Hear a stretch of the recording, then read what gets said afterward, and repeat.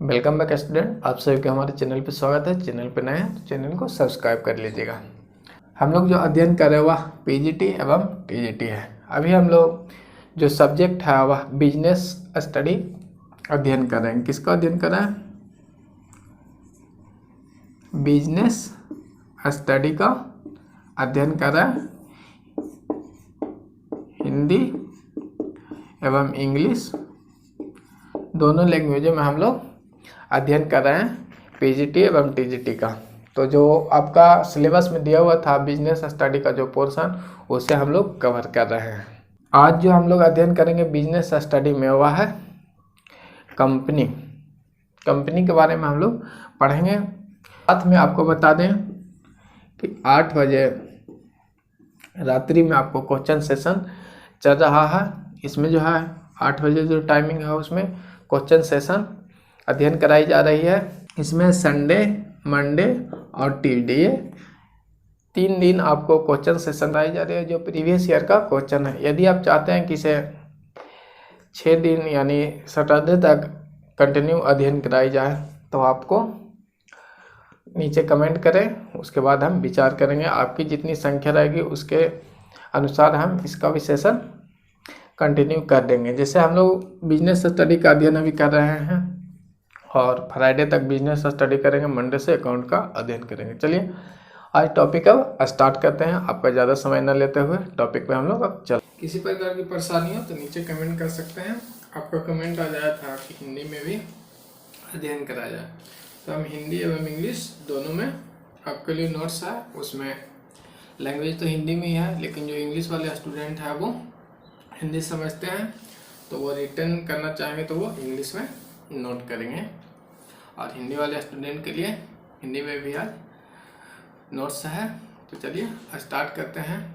किसी प्रकार की परेशानी हो तो नीचे कमेंट करें और दोस्तों के साथ वीडियो को शेयर करें अपने ग्रुप में।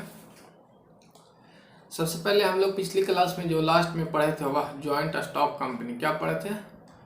Joint stock company.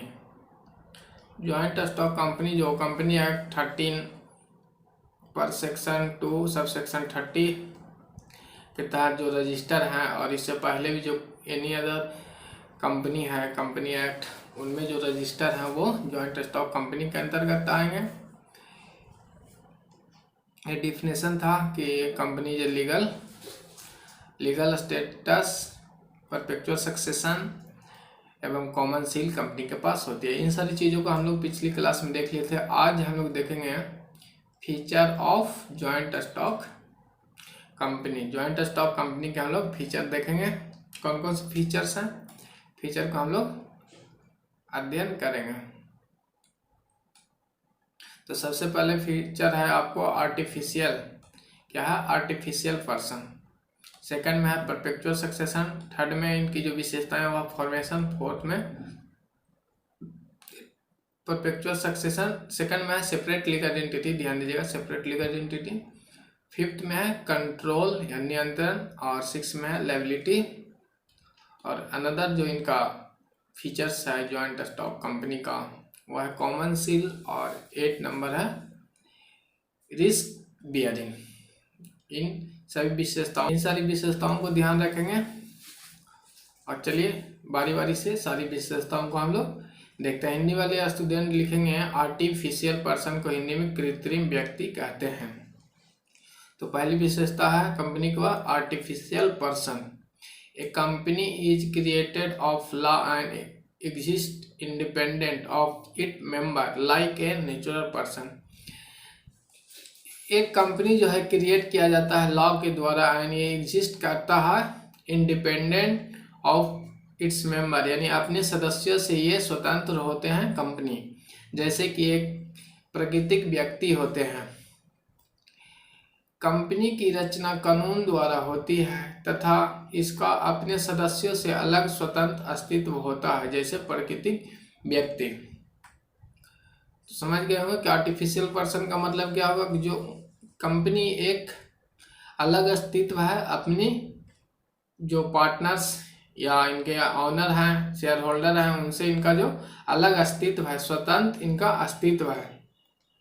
जैसे कि मान लीजिए जैसे प्राकृतिक व्यक्ति होते हैं, यानी आप ध्यान दीजिएगा कि कंपनी क्या है, आर्टिफिशियल पर्सन है, ना कि नेचुरल पर्सन नहीं है। ध्यान दीजिएगा, ये नेचुरल पर्सन नहीं है, प्राकृतिक व्यक्ति नहीं है, कंपनी एक आर्टिफिशियल पर्सन है। ये ऑब्जेक्टिव में आपको पूछे जाएंगे। एक बार सेकंड नंबर पे चलते हैं हम लोग।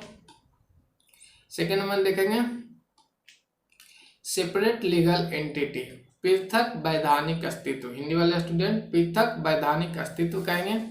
एक कंपनी है जो separate legal entity and it is not affected by changes in the membership, therefore being a separate business entity, a company can contract, sue and be sued in its incorporated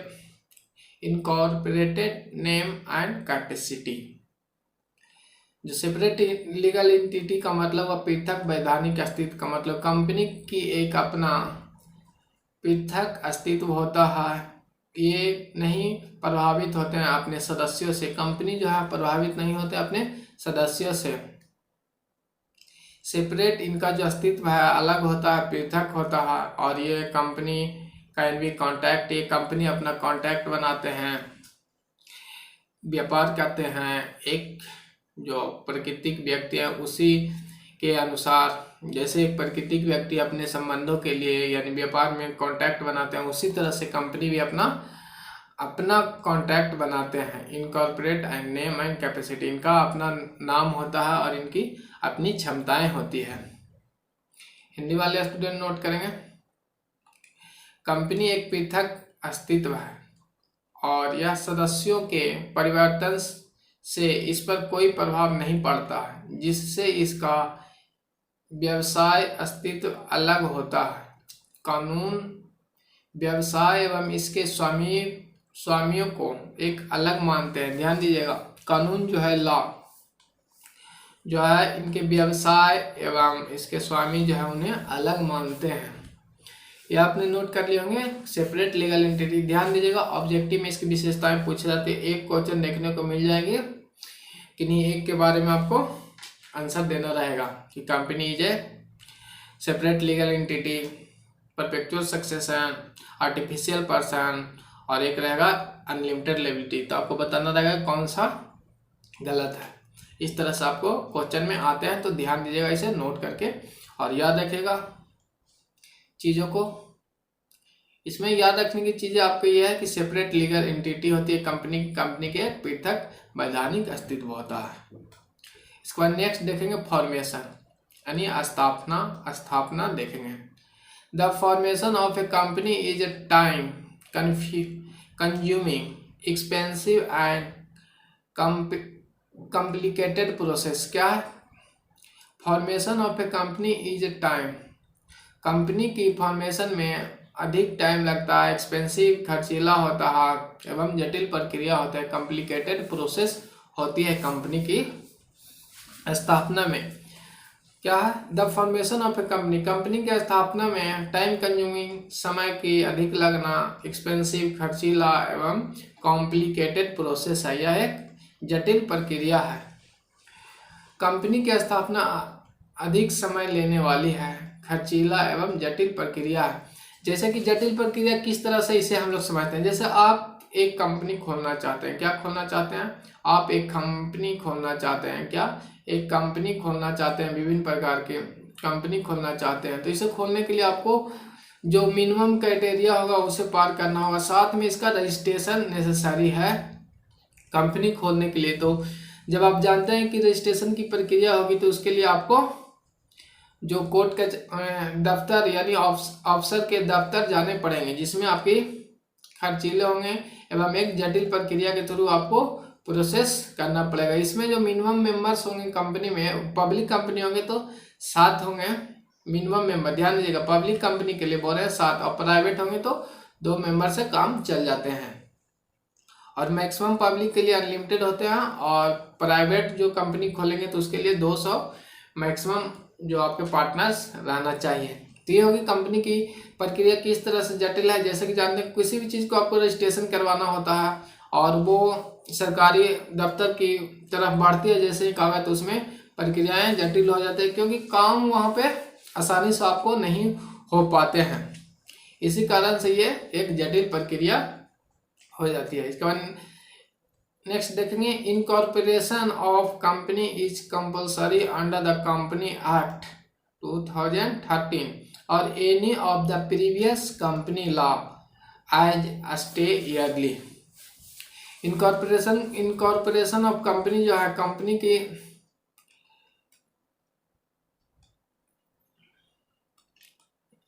company की जो incorporation जब होती है वह compulsory under registration आपको करना है। जैसे कि मैंने बताया कि आपको रजिस्ट्रेशन करना है, तो अभी जो हम लोग को जो चल रहा है वह कंपनी एक्ट 2013 चल रहा है, यानी 2013 की अधिनियम अभी हम लोग के यहाँ चल रहा है। और इससे पहले भी अगर कोई कंपनी लॉ है उसमें अगर रजिस्टर है तो ये कंपनी की स्थापना होती है, यानी ये एक जटिल प्रक्रिया के रूप में संपन्न होती है। इसकी स्थापना होती है वह कंपनी एक्ट 2030 के अनुरूप ही होते हैं। कंपनी का सम्मेलन यानी कंपनी की स्थापना कंपनी के अधिनियम 2013 अथवा किसी पूर्व कंपनी अधिनियम में होना अनिवार्य होता है। जैसे आपको बताया कि रजिस्ट्रेशन का मतलब है क्या, किसी भी रजिस्ट्रेशन का जो फॉर्मेशन होगा किसी भी चीज़ को करने के, जैसे कंपनी के लिए है तो कंपनी एक्ट 2013 अभी चल रहा है। इससे पहले कंपनी एक्ट 1956 चल रहा था, लेकिन 2016 से ये कंपनी एक्ट 2013 लागू है और इसमें अनिवार्य है कि आप कंपनी खोलना चाहते हैं तो आपको रजिस्ट्रेशन करवाना पड़ता है। इसके बाद नेक्स्ट देख लेते हैं जो इसकी विशेषता है, परपेचुअल सक्सेशन, शाश्वत उत्तराधिकारी यानी निरंतर उत्तराधिकारी इसके रहते हैं। मानव क्या है, नश्वर है, लेकिन इस कंपनी की जो उत्तराधिकारी हैं वह शाश्वत होंगे यानी निरंतर चलते रहते हैं। A company being a creation of the law can be brought to an end only by the law. It only case to exist when a specific procedure for its closure, called binding up, is completed. Members may come and members may go out, but company continue to exist. आपको perpetual succession में कहा गया कि company का creation law के द्वारा होती है और about to end by law, इसकी समाप्ति हम लोग कानून के द्वारा करते हैं। कानून की शर्तों के अनुरूप आप कर सकते हैं। It is only case to exist when a specific procedure for it closure, इसकी जो समापन की प्रक्रिया एक विशेष रूप से की जाती है जिसे हम लोग बाइंडिंग अप कहते हैं। कंपनी बाइंडिंग अप सुने होंगे, बाइंडिंग अप कहते हैं यानी कंपनी बंद करना होता है। इट कंप्लीटली मेंबर्स में, इसके बाद जो परपेचुअल सक्सेशन में कहा गया है आप समझेंगे कि मेंबर्स जो सदस्य हैं वो आते जाते रहते हैं, बट कंपनी वहीं के वहीं रह जाता है। जैसे आप में से कि कोई भी व्यक्ति प्राइवेट कंपनी को देखेंगे तो उसमें सुनते होंगे कि जो सदस्य हैं वो इन एवं आउट होते रहते हैं, लेकिन ये कंपनी वहीं के वहीं रहता है। जैसे सीईओ ही रहते हैं, जैसे करंट अफेयर में आप पढ़ते हैं उसमें भी देखते हैं कि अमेजन के भी सीईओ चेंज हो गए हैं। तो इसी तरह से जो कंपनी सेम रहती है बट इसके सदस्य जो है वो चेंज होते रहते हैं। ये परपेचुअल सक्सेशन हुआ, यानी शाश्वत इसका उत्तराधिकारी मिलते रहते हैं, इसका उत्तराधिकार कंपनी का शाश्वत रहता है। हिंदी वाले स्टूडेंट नोट करेंगे, कंपनी की रचना कानून द्वारा होती है तथा कानून ही इसका अंत कर सकता है। इसके अस्तित्व का अंत केवल तभी होगा जब इसको बंद करने की प्रक्रिया, जिसे समापन कहते हैं, पूरी हो जाए। सदस्य आते रहेंगे और जाते रहेंगे लेकिन इसका अस्तित्व बना रहेगा। इन सारी चीज़ों को आप नोट करेंगे और आपको जो याद करने वाली चीज़ें हैं वो मेन पॉइंट यही है। आपको जो क्वेश्चन आएंगे वो यहीं से आएंगे, ये समझने के लिए कि परपेचुअल सक्सेशन क्या होती है, किस तरह से परपेचुअल सक्सेशन फॉलो करते हैं कंपनी के ऊपर, पर जिसकी विशेषताएं हैं वही आपको याद रखने हैं और इसके अंदर भी कुछ चीज़ें रहेंगी तो हम आपको बताएंगे। कि उसे याद रखना है। चलिए, इसके बाद है कंट्रोल, नियंत्रण। नियंत्रण, the management and control of affair of company is undertaken by the board of director which appointed the top management officially for run the business। जो इसका नियंत्रण करते हैं वह बोर्ड ऑफ डायरेक्टर नियंत्रण करते हैं। कौन नियंत्रण करते हैं? बोर्ड ऑफ डायरेक्टर नियंत्रण करते हैं, जो अपॉइंटेड करते हैं प्रबंधक को। ऑफिसर प्रबंधक यानी प्रबंधकीय अधिकारी को ये अपॉइंट करते हैं कंपनी को चलाने के लिए। ये आपकी कंपनी है तो आपके पास मैनेजिंग डायरेक्टर होंगे और ये जो है वह इस कंपनी को सुचारू रूप से चलाते हैं। तो ये ध्यान दीजिएगा, इस तरह से आप नियुक्त करते हैं और कंपनी को ये सुचारू रूप से चलाते हैं। लेकिन जो नियंत्रण करते हैं वह बोर्ड ऑफ डायरेक्टर करते हैं। कौन करते हैं? Board of director. इसमें जो याद करने वाली बात है आपको, company control by board of director. Company के मामलों का प्रबंध एवं नियंत्रण निदेशक मंडल करता है। कंपनी का जो प्रबंध एवं नियंत्रण कौन करते हैं? वह निदेशक मंडल करते हैं। कौन करते हैं? निदेशक मंडल करते हैं। निदेशक मंडल आपको कंपनी का नियंत्रण करते हैं, जो कंपनी के व्यवसाय को चलाने के लिए उच्च प्रबंधक अधिकारियों की नियुक्ति करता है। जो निदेशक मंडल है वह उच्च प्रबंधक अधिकारी नियुक्त करते हैं और कंपनी को ये चलाते हैं, जिससे कंपनी सुचारू रूप से चल सके। तो ये ध्यान रखिएगा, इसमें जो याद करने वाली चीजें हैं कंट्रोल में वह है निदेशक मंडल यानी बोर्ड ऑफ डायरेक्टर। नेक्स्ट देख लेते हैं जो विशेषताएं हैं वह लायबिलिटी। लायबिलिटी याद रखिएगा, अक्सर ये क्वेश्चन देखने को मिलते हैं। The liability of A member is limited. Liability of member क्या है? लिमिटेड है। Limited the extend the capital contribution by them in a company. The liability of member जो है वह लिमिटेड होते हैं। ध्यान रखिएगा, लायबिलिटी क्या है? वह लिमिटेड है, कंपनी की लिमिटेड होते हैं कंपनी की लायबिलिटी। और ये जो लायबिलिटी कहाँ तक एक्सटेंड होंगे? जहां तक आपकी कैपिटल कंट्रीब्यूशन किए हैं। और कैपिटल कंट्रीब्यूशन किस तरह से करते हैं कंपनी में? वो शेयर के रूप में करते हैं। हिंदी वाले स्टूडेंट देखेंगे, सदस्यों का दायित्व कंपनी में उनके द्वारा लगाई गई पूंजी तक सीमित होता है। कहाँ तक सीमित होता है? पूंजी तक सीमित होता है। जैसे मान लीजिए रोहित शेयर होल्डर है। क्या है? शेयर होल्डर है। इन्होंने 2000 शेयर को क्या किए हैं? परचेज किए हैं। क्या किए हैं? परचेज किए हैं, यानी परचेज किए हैं। ध्यान दीजिएगा, जो रोहित है शेयर होल्डर है कंपनी का, 2000 शेयर खरीदे हैं। तो ये क्या हो गई? ये ऑनर हो गए, कंपनी के ये ऑनर हो गए।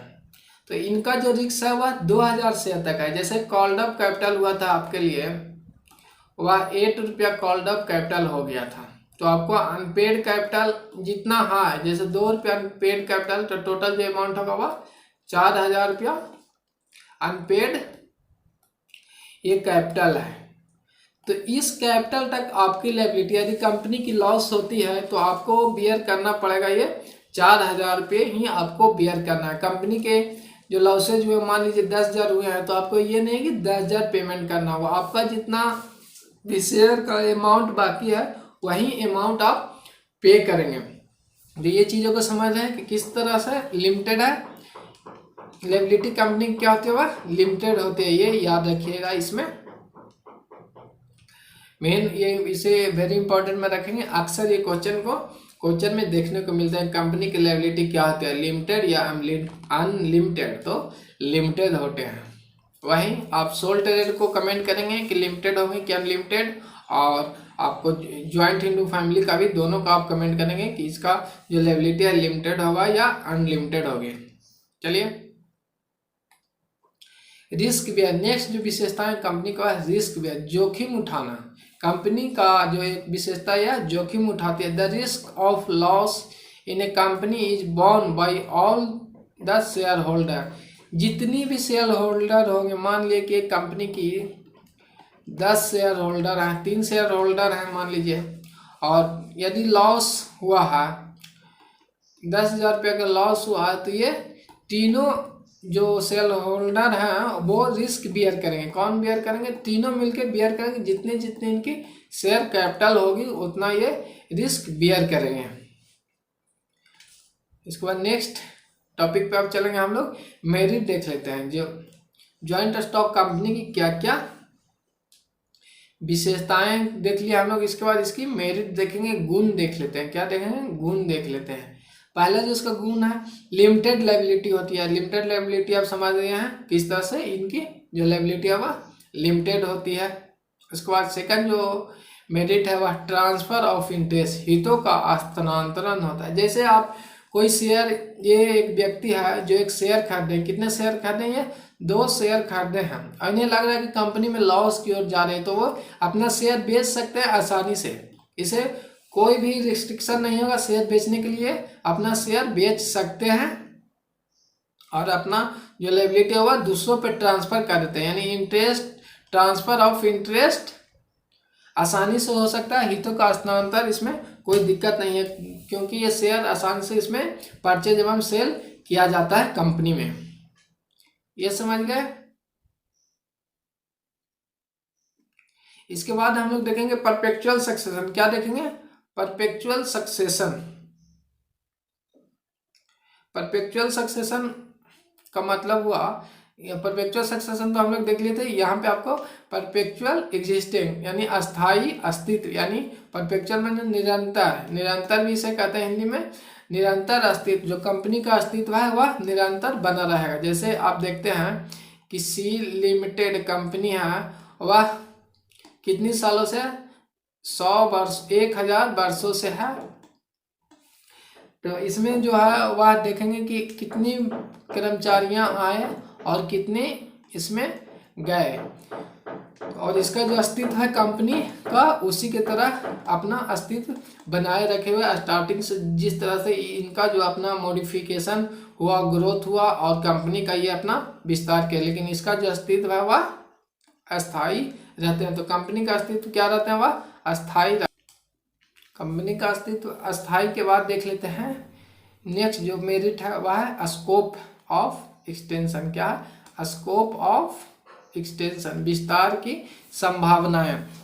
विस्तार की संभावनाएं किस तरह से, अब वो हम लोग समझेंगे कि कंपनी की विस्तार की संभावनाएं कितनी होती है। क्योंकि विस्तार की संभावनाएं के मुख्य कारण है कि इनके पास जो कैपिटल है वह बड़ी मात्रा में पर्याप्त रूप में यानी बड़ी मात्रा में पाए जाते हैं। ध्यान दीजिएगा, क्योंकि इसका शेयर जो है वह पब्लिक में डिस्ट्रीब्यूट किया जाता है, अलॉट किया जाता है। क्या किया जाता है? अलॉट किया जाता है। शेयर एप्लीकेशन को अलॉट करते हैं। तो इससे जो कंपनी की पूंजी यदि किसी कंपनी के पास है तो उसका विस्तार संभव होता है। जैसे सोल ट्रेड में थी कि एक व्यक्ति, सोल ट्रेड में क्या था कि एक ही व्यक्ति थे, तो उनके पास जितनी कैपिटल थी उतनी ही लगा सकते हैं। बट कंपनी में ऐसा नहीं है। कंपनी में आप भिन्न भिन्न व्यक्तियों से, क्या भिन्न भिन्न व्यक्तियों से कैपिटल जो है वह कलेक्ट कर सकते हैं।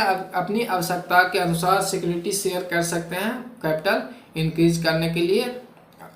और तो स्कोप ऑफ एक्सटेंशन देख लिए कि कंपनी में स्कोप ऑफ एक्सटेंशन है, विस्तार की संभावनाएं भरपूर इसमें पाई जाती है। इसके बाद नेक्स्ट जो मेरिट है वह है प्रोफेशनल मैनेजमेंट। क्या?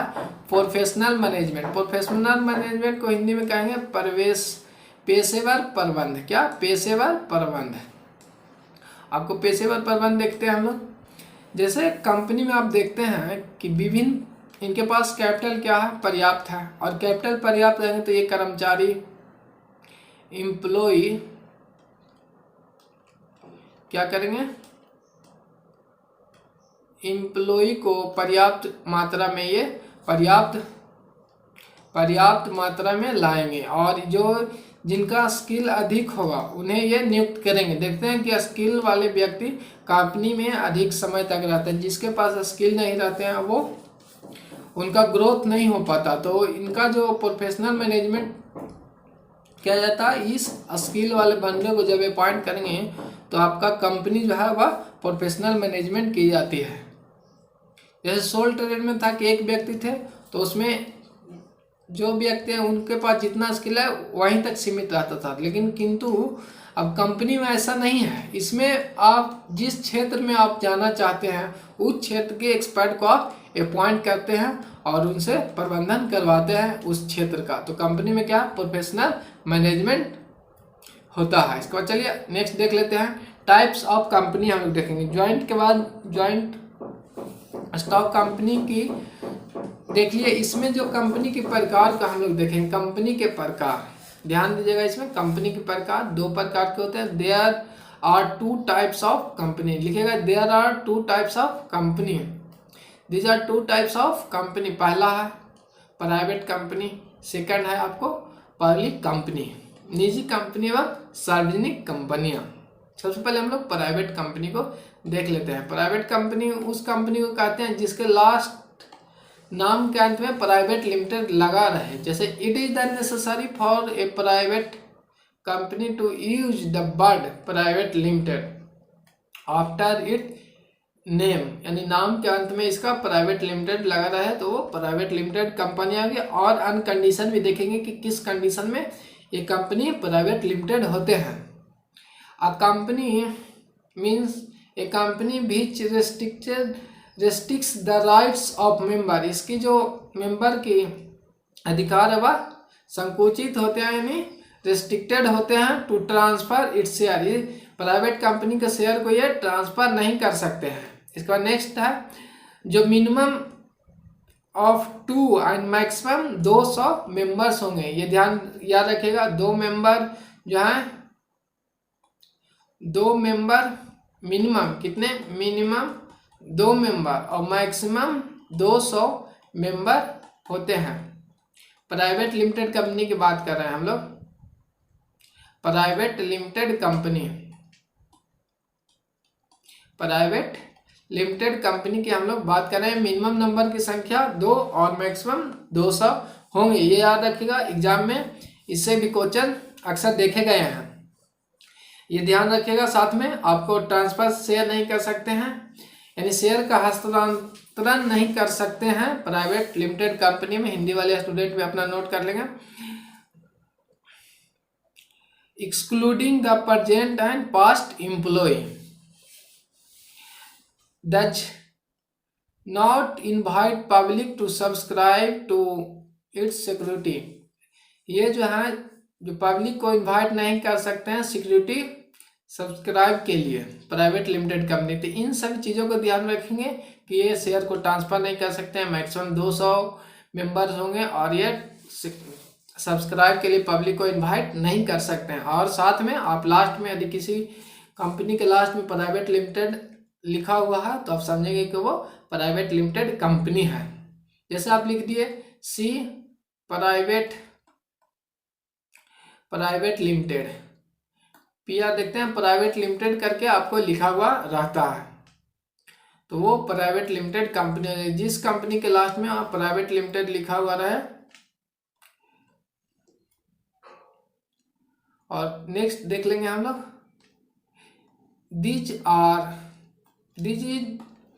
there is no need to issue the prospectus as public, not invite to subscribe share of private company।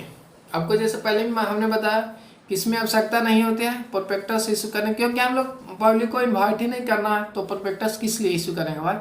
जब पब्लिक को शेयर परचेज करने के अधिकार ही नहीं है तो हम लोग इशू नहीं कर सकते हैं प्रोस्पेक्टस।